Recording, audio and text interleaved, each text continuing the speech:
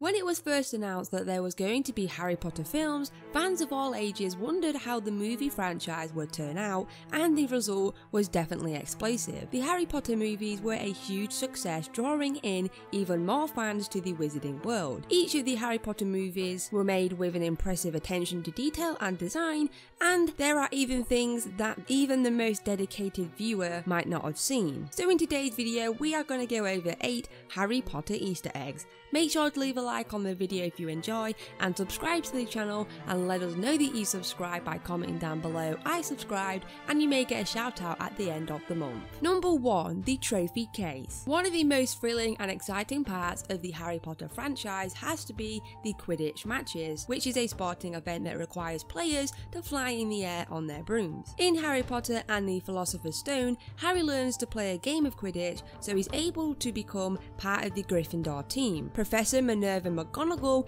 is the head of Gryffindor House, and she is the one that supports Harry's talents when he takes off on his broom against teachers' instructions to help Neville receive his Remember Ball that Draco took from him. It actually turns out that there is a tiny Easter egg shown within the movie, and it's only a small detail, but we learn that McGonagall herself did have the Quidditch skill of her own. Hermione takes Harry and Ron to see the Hogwarts trophy case, and she points out that Harry's father James won an award for his skill, and this helps Harry with his anxieties over playing his first game of Quidditch. But something that can be seen within this shot is a smaller plaque to the right of James's Potter's name, which reveals that McGonagall herself actually got an award for playing Quidditch as a young student back in 1971. Did you ever think that Minerva McGonagall would have been a good Quidditch player? I personally never thought about this, but it turns out that she was. Professor Quirrell, excuse me. Could I borrow wood for a moment, please? Number 2. Neville's Remember Ball. Some of the most entertaining moments come inside of small scenes. Scenes where viewers are just watching the young wizards and witches live their daily lives at Hogwarts. An example of a minor but exciting scene occurs in Harry Potter and the Philosopher's Stone, where we see the young wizards receive mail from their owls, but there is a certain part where Neville Longbottom is gifted with a Remember Ball sent from his grandmother. Of course, Hermione, being the smart one, lets everybody know what a Remember Ball is and what it does, which is actually a glass sphere that fills with red smoke whenever the person holding it has forgotten something. Right after Hermione's done explaining, Neville's Remember Ball fills with red smoke, but the only thing is, he cannot remember what he has forgotten. The only problem is, I can't remember what I've forgotten. But of course, the filmmakers place a clever visual hint and Easter egg within this shot. In this shot, we see Neville in the foreground and other students in the background, and if you take close note, you can realise that Neville is the only student in the whole of the hall that isn't wearing his proper long black robe. Trust Neville to be the only one to forget to wear his robes. Number 3. The Mirrorist of Erised Decoded. One of the first magical objects in Harry Potter that Harry first encounters is in Philosopher's Stone, when the young student comes across the Erised mirror. This scene is heartbreaking for a lot of fans because Harry sees his mother and father in the mirror standing next to him looking very proud. The only thing is, Harry thinks the mirror is a way to communicate with his parents, so he rushes to inform Ron and tells Ron to look into the mirror to see them as well. When Ron looks into the mirror, he sees something completely different. It is then later explained by Dumbledore to the confused student that the mirror actually shows whatever a student or a person that looks into the mirror has a deepest desire for. But an Easter egg that is shown within this scene is when Harry first discovers the mirror and the camera pans around the border of the magical object to show the golden frame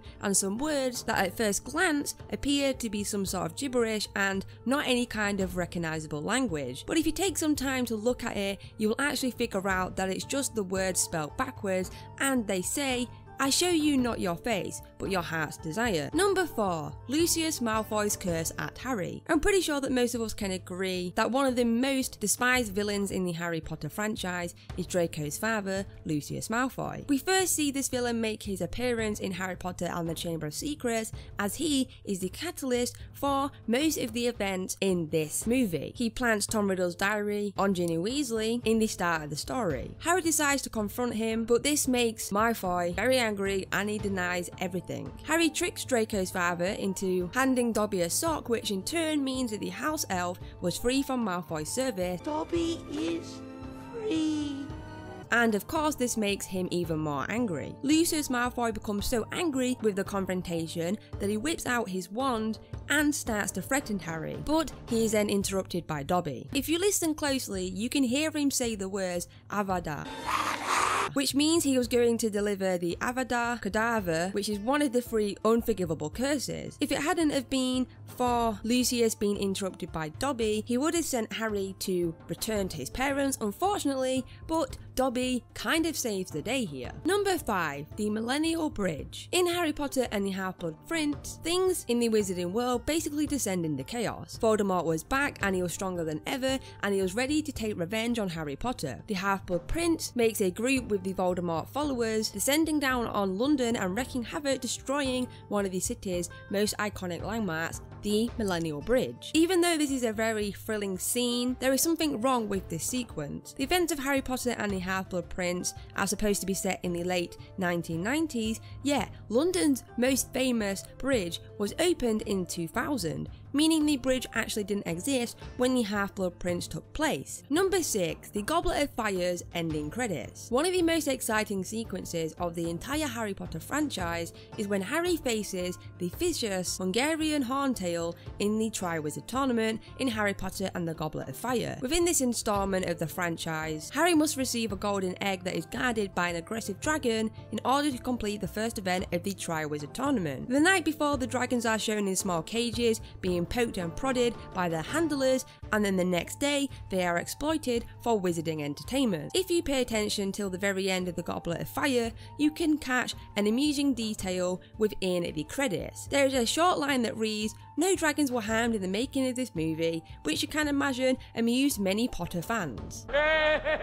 Number 7, wizard food. There is a great amount of detail put into every single one of the Harry Potter movies, but there's nothing like experiencing a completely unique, amazing detail to the fictional world. The filmmakers wanted to make sure that the viewers were watching what was truly the lives of the young wizards and witches, and a great example of this is when they are in the hall having meals. Not only is all the food that the viewers can see real, but the producers invented brands for the food that sounded like they belonged to the wizarding world. An example of this can be seen in Harry Potter and the Order of the Phoenix. When Harry and Ron and Hermione are walking down the Great Hall, a box of cheery owls can be seen in the left with Luna Lovegood and Cho Chang. The brand is obviously supposed to be Cheerios, and it's a play upon the words to make it fit to the wizarding universe. Number 8, Harry's Quidditch captain number. Quidditch is a big deal in the Harry Potter franchise, so it's very exciting to see the point where Harry finally becomes the Gryffindor captain in Harry Potter and the Half-Blood Prince. The signature moment